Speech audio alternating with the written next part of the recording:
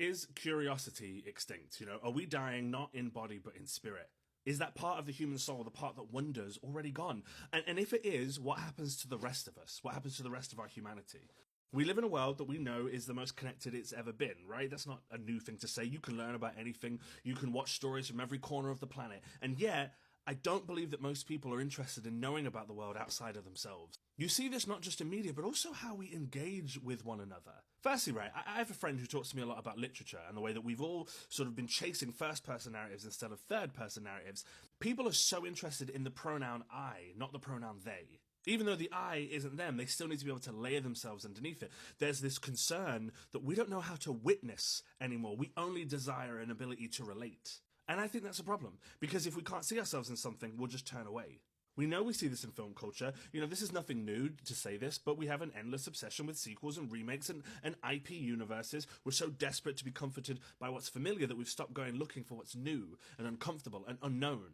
We keep reheating the same stories instead of risking discomfort in new ones, and then we complain about it. Every year it's Hollywood doesn't know what it's doing anymore. Hollywood has no ideas. Is this really Hollywood's fault? I just don't believe that's true. They keep giving us what we want, and we're just buying the thing that we say we don't need anymore. New stories come out every year, we just don't see them. One battle after another is a flop financially. Bugonia is probably not going to make the money it deserves to make.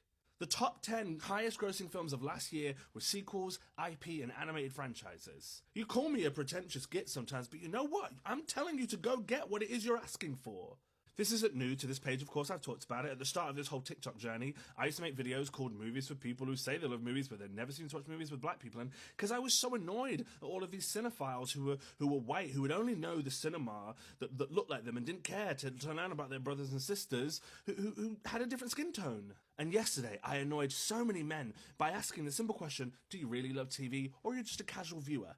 The show Girls was just an example. It was just a way for you to go, do I actually engage with media outside of my own self? Especially as it is literally one of the most seminal pieces of writing in TV history, in the modern era, for sure.